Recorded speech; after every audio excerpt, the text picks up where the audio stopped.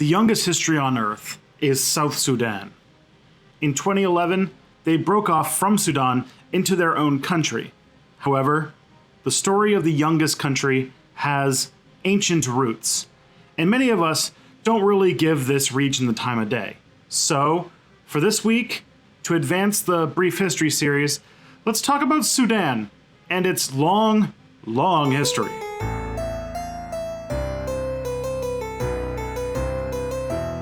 Hi, I'm Tristan, this is Step Back. Be sure to subscribe, hit the bell notification to get history every week. Alright, so let's start with a few quick facts about the country of Sudan.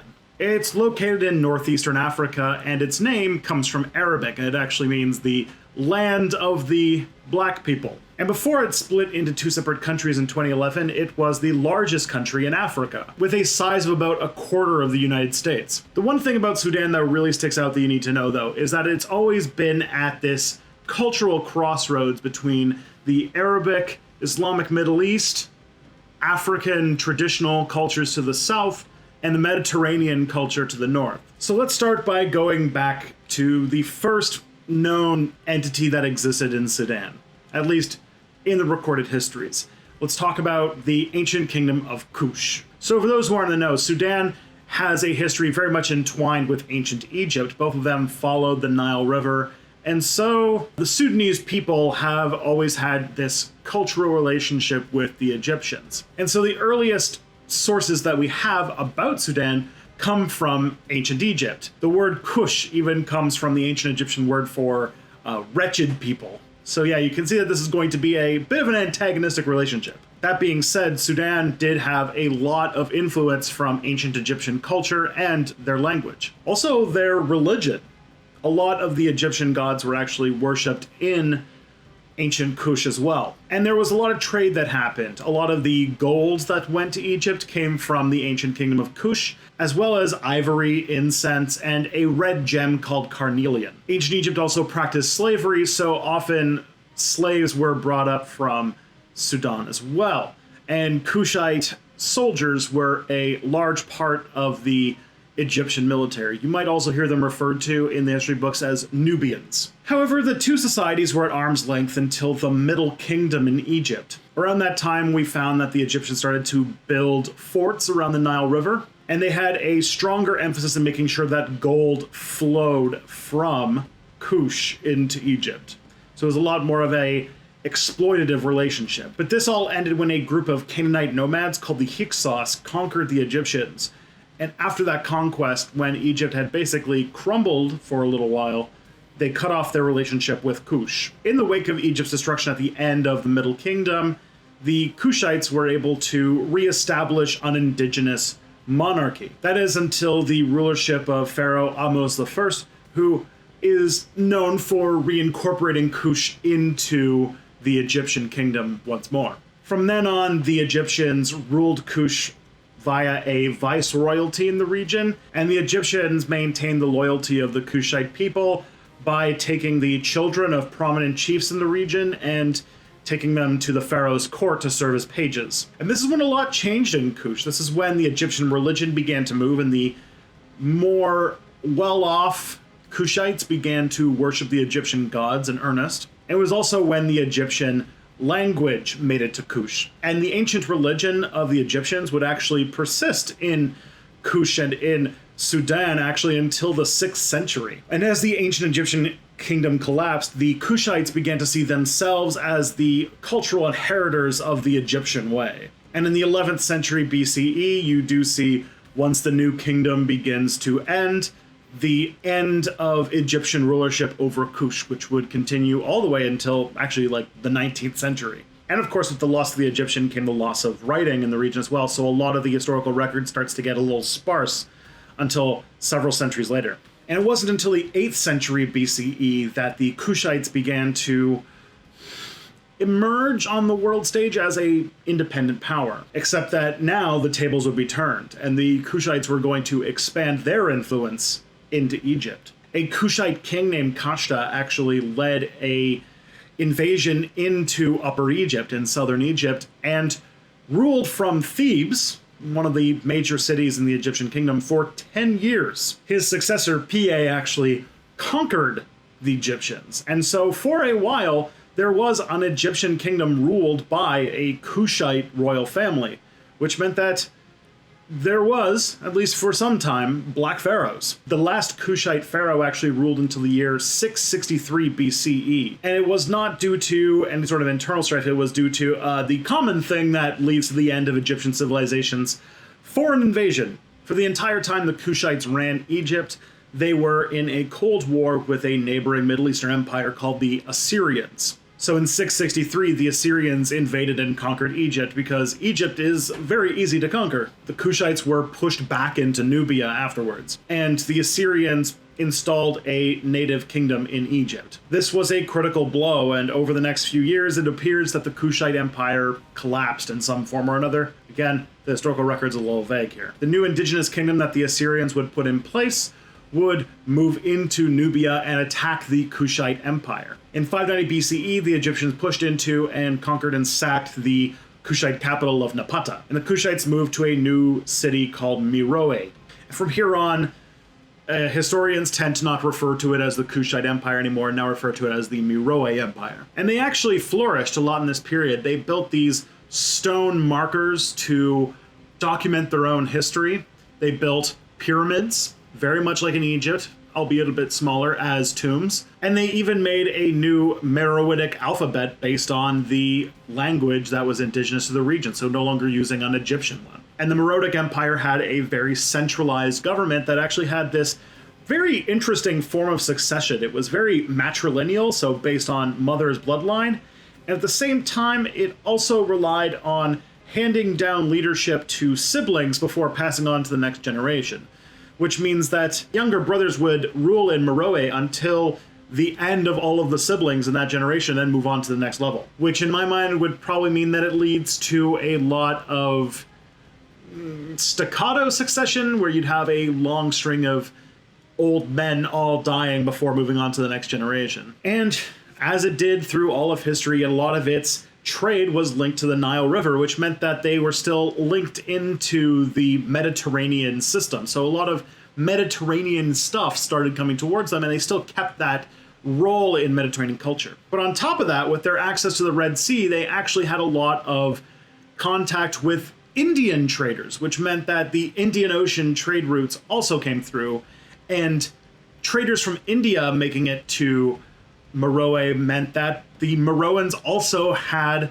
a lot of Indian influence in their cultural development. However, they were always finding themselves in conflict with a tribe in Nubia called the Blemyas. And they actually managed to stay alive because the Romans did not see their territory as super valuable and used them as a sort of buffer state between Roman Egypt and the Blemyas in the south. And the Meroan civilization existed until they were conquered by the kingdom of Aksum in 650 CE. You can actually learn a little bit about them if you go to this video here, and it's a brief history of Ethiopia, and the two are very often in conflict with each other. So Aksum, learn about them more in that video. So we fast forward a little bit until we get to the 6th century, and we talk about Christian Nubia. By the 6th century, the region of modern-day Sudan was basically split into 3 kingdoms. They were called the Nobatia, Makuria, and the Alodia. The Alodia being the people living in what would be the region that the old Kushite kingdom was in. And in the 6th century, they converted to Christianity, and so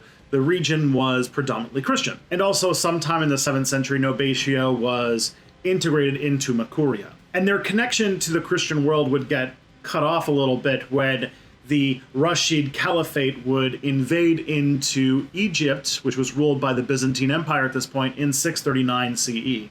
They tried to invade into this region, which I'm just going to collectively call Nubia for now, but they were actually repelled by the Nubians. And they're one of the very few kingdoms that managed to fight off the Arab expansion in this period. And it resulted in this extremely accommodating ceasefire, where there was actually a lot of gift exchange to maintain peace between the Arabs and the Nubians. So Makuria's independence was guaranteed, at least for that period. However, there was a longer-term trend of Arab traders and Arab settlers moving into the region, especially east of the Nile River. During the Islamic Golden Age, they were building port towns all through the 8th to 11th century. And over that period, the Makurians invaded Egypt twice. They made a closer dynastic relationship with the Elodians and developed their own culture that was this mix of Hellenistic and African roots, which archaeologists are calling today Afro-Byzantine culture. However, the longer they were surrounded by Arabic civilizations, they became more African-centric in their culture. They did maintain a centralized government that had a Byzantine-designed bureaucracy. And in Nubia in this period, Coptic, Greek, and Arabic were all spoken languages. And there was actually a pretty unprecedented status of women in this region that is very uniquely African. And you'll find out about that if you ever study Ibn Battuta and his trip to Mali. But women in Nubia had access to education, the right to buy and sell land, which they often used the profits of to endow churches or commission art for said churches. And they still maintained a matrilineal form of succession where the son of the king's sister would be the rightful next heir. However, this region went through a slow decline in the 11th and 12th centuries. That decline led to a vacuum in the 14th to 15th century where Bedouin tribes began to move in. Then there was something that happened. Archaeologists suspect it was a civil war that greatly weakened Makuria. And sometime in the late 15th century, King Joel was the last king of Makuria, and after he died, it fell apart. Alodia soon after also fell to invaders. They're not sure if the invasion was done by Arabs coming from the Middle East or if it came from an ethnic group called the Funj, which came up from the south. However, the Funj people managed to become the dominant power in Sudan and founded the Sennar Kingdom and quickly converted to Islam. There was also the Tunjur Kingdom in Sudan that also converted to Islam. They ruled until the 17th century, until the dominant power became the Kingdom of Darfur. The society that they managed to make, it was a feudal one, but one that still maintained slavery. So imagine a sort of feudal society with slavery. Super fun. And this was the way things were run until in 1820 the Ottomans invaded and conquered northern Sudan. This region was called the Turkiya, or the Turkish Regime. Meanwhile, in southern Sudan, British missionaries began to move up from their colony in Kenya and establish English influence in southern Sudan. This is the root of the conflict that would eventually sunder Sudan into two countries later on. The British missionaries came and preached Christianity and brought Christianity back to Sudan in some form. And then in the late 19th century, there was a big movement called the Mahdist movement. A person declared himself the Mahdi in 1881. His name was Muhammad Ahmad. And this led to a large unification war across western and central Sudan in this period, and basically turned into a nationalist revolt against the Turks and the British. The followers of the Mahdi are called Ansars, and they actually still hold that title to this day. And I noticed I've said the word Mahdi in a few videos. I should mention that the Mahdi is basically the Muslim version of the Messiah who's supposed to show up before the end of the world. So think about like the Islamic second coming, except they don't believe in a first coming. So it is the Islamic Messiah figure. In Judaism, you also have a Messiah figure that shows up at the end, and this is the Islamic version of it. The successor after the nationalist revolt invaded Ethiopia. Did not go well. They also attempted to invade into Egypt, in which they were defeated by the British. PayPal.me/stepbackhistory. If you want to help support Step Back but aren't up for a monthly commitment, I totally get that. If you want to help out or just give a tip for one particular video you like, then paypal.me/stepbackhistory is where you can go. Now, back to more content. Shortly after the failed invasion of Egypt, an Anglo-Egyptian army conquered Sudan in 1898. They turned it into something called a condominium, which is an interesting way of saying that Egypt and the British would share the colonizing of Sudan. In reality, it was kind of like a colony of a colony. So like it was the colony of Egypt, which was in turn a colony of Britain. And part of what was modern-day Sudan belonged to the Belgian Congo, which was turned over to the British after the death of Leopold II, in which the horrors of the Belgian Congo are numerous and definitely a horror for a future very depressing Step Back video. Yay, I always do the most fun topics. The French actually claimed some areas of Sudan as well, until something called the Fashoda Incident, which was a conflict between the English and the French, in which the French eventually agreed to sign over what was left over, and basically the borders of modern-day Sudan were finally made because they belonged to the Anglo-Egyptian Sudanese condominium. And in this part, you also see the division that would lead to the breakup of Sudan. North and South Sudan were treated as completely different regions under the British Empire. The northern region given more rulership under the Egyptians, much more Arabic, much more Muslim. The south being much more ruled by the British, much more English, much more Christian. That being said, because of the Nile River, the British put most of their focus in economically developing northern Sudan instead of southern Sudan. In 1943, the British decided that they were going to push northern Sudan into the movement towards self-government. When southern Sudan got angry about that in 1946, they decided to change course and decide to wrap all of Sudan into one movement. However, the southern Sudanese felt very much not welcome in the new government. While those southern Sudanese people were speaking English and practicing Christianity, the new government that was put in place spoke Arabic and was predominantly Muslim. In 1953, Sudan agreed to self-government. In 1954, it held its first parliament. And in 1956, it declared independence, with the US being the first country to recognize them. And even before the independence of Sudan, in 1955, there was already the outbreak of the first Sudanese civil war between the Christians in the south and the Muslims in the north. This was mostly because in the process of developing the Sudanese country, there was plans to give the south a form of autonomy and practice a form of federalism, but then they reneged on it. And during the war, many northern Sudanese bureaucrats, leaders, teachers, things like that, who were living in the south were massacred. This chaos then led to a military coup by Ibrahim Aboud. It was meant to be temporary, but he never turned over the government to civilian rule until a revolt in 1964 led to a non-violent coup that put a civilian government back in charge. This new government had lots of disagreements about what exactly the internal structure of Sudan was going to look like, especially when it came to the law. When it came to using the Sharia legal code, the Islamic legal code. More on that in this video. And there was as well issues about what was going to go into the constitution and tons of ethnic dissidents. The government that ruled Sudan saw itself as an Arabic Muslim state, in which they had a big Christian minority that was not a fan of that. And the disagreements led to a second coup in 1969, led by Ghaffar Nimri, Colonel Ghaffar Nimri. His government outlawed political parties and banished parliament. And actually, in 1971, there was actually a brief communist coup. Didn't even last a year. However, in the 1970s, there was a reprieve in the civil war that was going on. Sudan became more Western, and it took the black pill of the IMF restructuring funds, which meant that it basically internalized a much more neoliberal austerity measures on its government that, of course, led to depressed agricultural prices and famine and death and destruction, as the IMF do. And also with that wonderful new open market, tons and tons and tons of small arms fled into the country. So Sudan became the #1 place for you to sell your small arms, which meant that the United States, Soviet Union, and all sorts of other arms dealers were making a killing, selling killing, which, wouldn't you know it, led to a second civil war breaking out in 1987. It resulted in a military junta that killed or displaced over 4 million southern Sudanese people. And then in 2003, there was even more violence with something called the Darfur Rebellion. So the western region of Darfur had a rebellion over basically trying to find some sort of secession for themselves. I think Darfur was trying to vie for independence. Either that or more autonomy.